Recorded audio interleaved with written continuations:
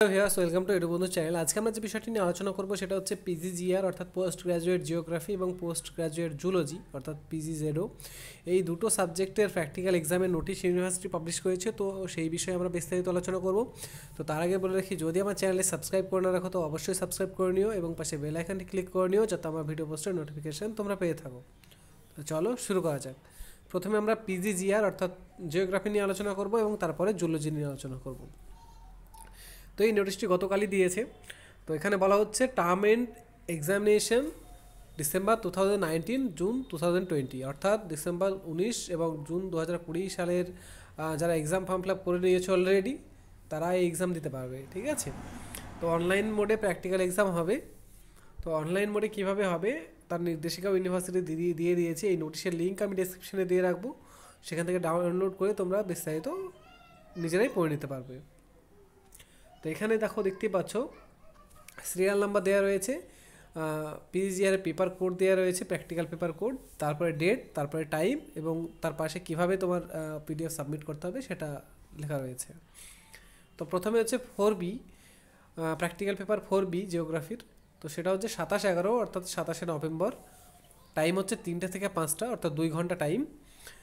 Remarks হচ্ছে online exam PDF of answer script to be submitted in specific email ID, অর্থাৎ university একটা email ID দেবে এবং সেই ইমেল আইডিতে তোমাকে তোমার যে উত্তরপত্র আছে সেগুলো পিডিএফ করে সেগুলো পাঠাতে হবে। 2 নম্বর পয়েন্টে বলছে যে 5A পেপার, এটা হবে 28/11 অর্থাৎ 28শে নভেম্বর। তো এটাও দেখতে পাচ্ছ 11টা থেকে 1টার মধ্যে হবে।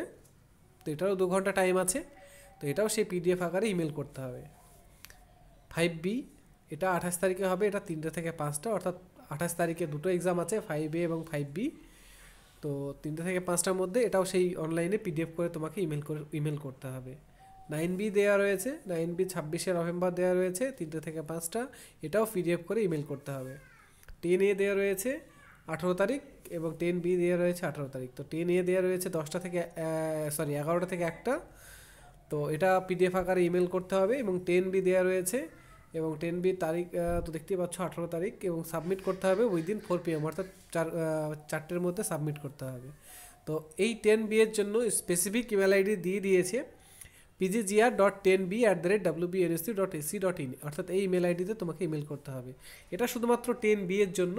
বাকি পেপারগুলোর জন্য তোমাদের যে কোয়েশ্চেন দেওয়া থাকবে সেই কোয়েশ্চেনে ইমেল আইডি দেওয়া থাকবে, সেই ইমেল আইডিতে সেন্ড করতে হবে। তো এর সাথে নির্দেশিকা দেওয়া রয়েছে, আমরা দেখে নিই একবার।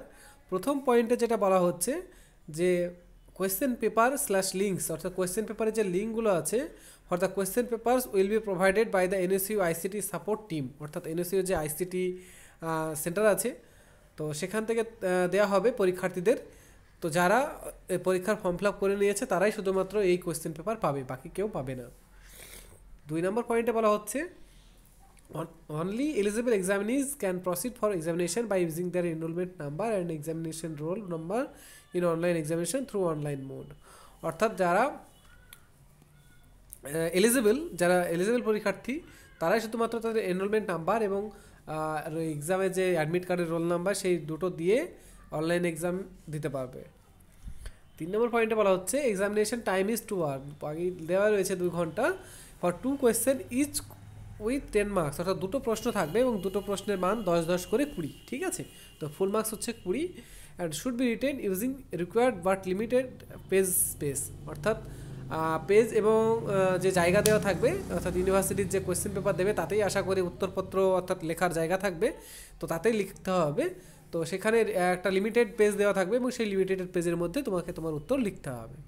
ফর দ্য পিজিজিআর পেপার 9B অর্থাৎ 9B এর জন্য স্পেশালভাবে 10 মাল্টিপল চয়েস কোয়েশ্চেন অর্থাৎ এমসিকিউ কোয়েশ্চেন থাকবে, যেটার মার্কস হবে 1 মার্ক, অর্থাৎ 1 মার্ক করে 10টা কোয়েশ্চেন অর্থাৎ 10 নাম্বার এখানে গেল, এবং 2 কোয়েশ্চেন ইচ উইথ 5 মার্কস অর্থাৎ দুটো 5 নম্বরের কোয়েশ্চেন অর্থাৎ 5 5 10 এবং 10টা 1 নম্বরে অর্থাৎ 10 টোটাল 10 10 20 নাম্বার এক্সাম হবে। এটা শুধুমাত্র 9B এর জন্য। 20 মিনিটস 2 ঘন্টার এক্সাম এবং 20 minutes time will be provided for completion of submission in PDF format in the dedicated email ID, অর্থাৎ 20 মিনিট তোমাদেরকে সময় দেওয়া হবে। তোমরা যে উত্তরপত্র লিখেছো সেই উত্তরপত্রটি পিডিএফ করতে হবে এবং পিডিএফ করে ইমেল আইডিতে পাঠাতে হবে।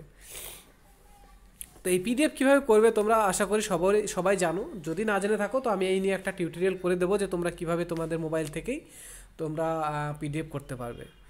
তো সেটা করে দিলে আশা করি অনেকে সহজ হবে, এবং তার সাথে আমি এটাও চেষ্টা করবো যে তোমরা ইমেল কীভাবে করতে পারবে, ঠিক আছে। তো এখানে দেখতেই পাচ্ছ, তার dedicated email ID will be provided at the time of the providing question paper. অর্থাৎ তোমাদেরকে যখন কোয়েশ্চেন পেপার দেওয়া হবে তখন যে স্পেসিফিক ইমেল আইডি, যে ইমেল আইডিতে তোমাদেরকে এই যে কোয়েশ্চেনগুলো আছে সেগুলো পাঠাতে হবে, উত্তরপত্র পাঠাতে হবে, সেটা দেওয়া হবে।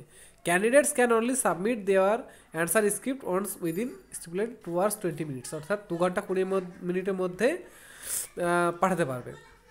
If the candidate submit the answer script more than once, অর্থাৎ একবারের বেশি 2বার তোমরা যদি সেন্ড করো তো সেক্ষেত্রে প্রথম যেটা পাঠানো হবে সেটাই গ্রাহ্য হবে, বাকিগুলো রিজেক্ট করে দেওয়া হবে।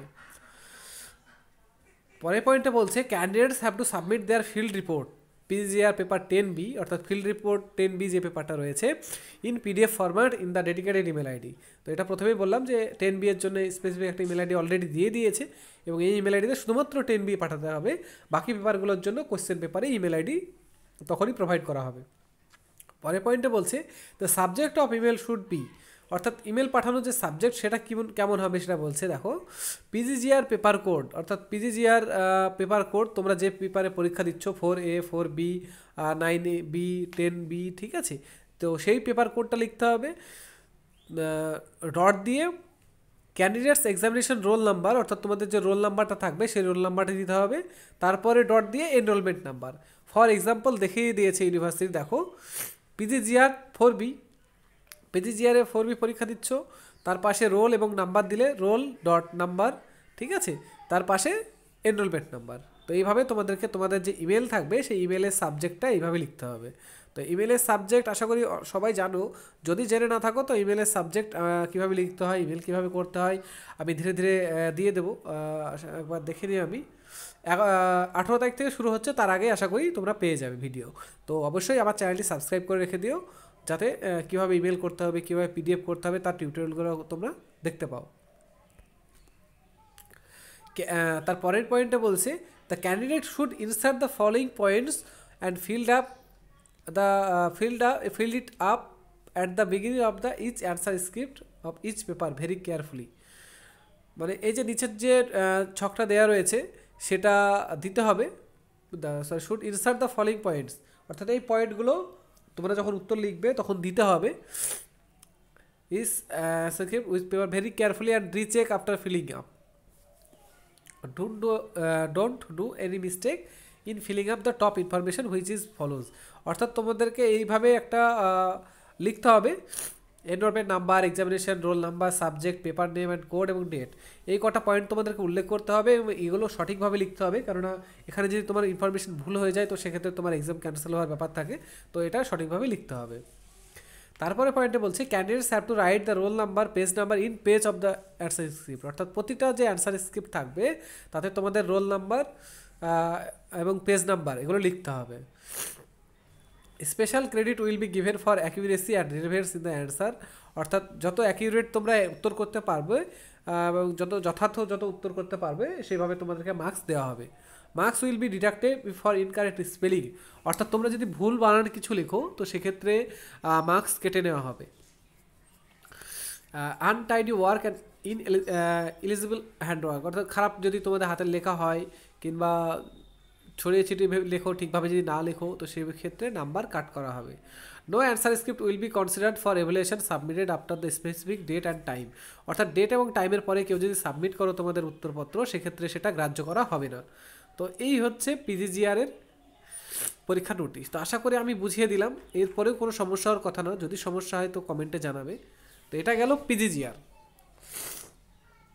তো এরপরে দেখবো আমরা পিজিজেডও। তো পিজিজেডওর নোটিশের লিঙ্কও আমি ডেসক্রিপশনে দিয়ে রাখবো, সেখান থেকে তোমরা দেখে নিও। নিয়মটা অনেকটা একই আছে, তাও আমি তোমাদেরকে পড়িয়ে শুনিয়ে দেবো। এটা হচ্ছে post graduate term end examination PGTE December 2019 June 2020, অর্থাৎ ডিসেম্বর 19 এবং জুন 2020 সালের জন্য যারা এক্সাম ফর্ম ফিল আপ করেছো তারাই এক্সাম দিতে পারবে। তো এটা প্র্যাকটিক্যাল এক্সাম হবে অনলাইন মোডিং।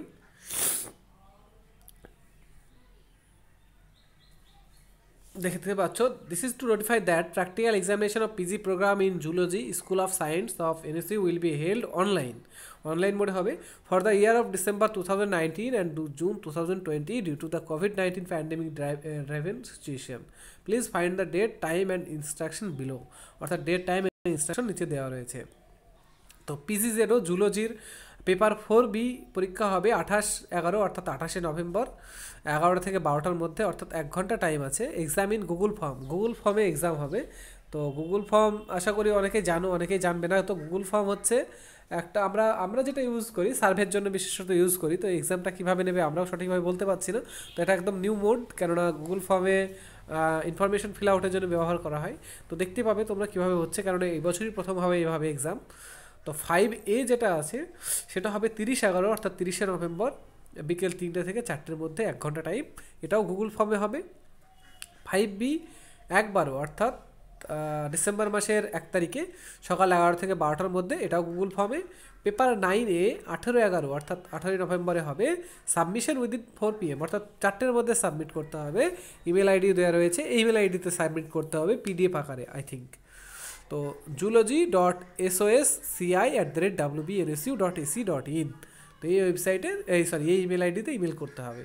পেপার 9B 26/11 অর্থাৎ 26শে নভেম্বরে দিতে হবে, এবং এটা 3টে থেকে 4টে বিকেল, এটা গুগল ফর্মে। এবং পেপার 10A দেওয়া রয়েছে, এটা হবে 27/11 অর্থাৎ 27শে নভেম্বর বিকেল 3টে থেকে 4টে, এটাও গুগল ফর্মে হবে। এবং পেপার 10B এটা হবে 28/11/2020 বিকেল 3টে থেকে 4টে, এটাও হবে গুগল ফর্মে। তো বেশিরভাগই এক্সাম গুগল ফর্মে হচ্ছে, শুধুমাত্র 9Aটা ইমেল আইডিতে PDF করে পাঠাতে হবে, আই থিঙ্ক। এটা নিচে ইনস্ট্রাকশন দেওয়া রয়েছে, ইনস্ট্রাকশনগুলো দেখো একটু। Links for the Google form will be provided by the NSU ICT support team to the candidates only who have properly filled their form for examination in any specific paper. অর্থাৎ এই পেপারগুলো নিয়ে যারা এক্সাম ফর্ম ফিল আপ করেছো তারা এই exam দিতে পারবে, এবং NSU ICT ডিপার্টমেন্ট তাদেরকে গুগল যে ফর্ম আছে সেই ফর্মের লিঙ্ক প্রোভাইড করবে। Only eligible examinees can proceed for the examination using their enrollment number and examination roll number in the online examination through Google Form। অর্থাৎ যারা এলিজিবল এক্সাম দেওয়ার জন্য, অর্থাৎ যারা এক্সাম ফর্ম ফিল আপ করেছে তারা তাদের এনরোলমেন্ট নাম্বার এবং যে এক্সামের রোল নাম্বার থাকে তা দিয়ে এই যে গুগল ফর্ম আছে তার মাধ্যমে এক্সাম দিতে পারবে। তার পরের পয়েন্টে বলছে examination time is 1 hour as notified for 4 question is with 5 marks. অর্থাৎ 4টে কোয়েশ্চেন থাকবে এবং প্রতিটা কোয়েশ্চেনের মান 5 থাকবে। And should be written in the space provided in the form with the limited character space. অর্থাৎ গুগল ফর্মে একটা নির্দিষ্ট মাপ দেওয়া থাকবে ক্যারেক্টারের, অর্থাৎ অক্ষরের, এবং সেই অক্ষরের মধ্যে তোমাদেরকে তোমাদের উত্তর লিখতে হবে।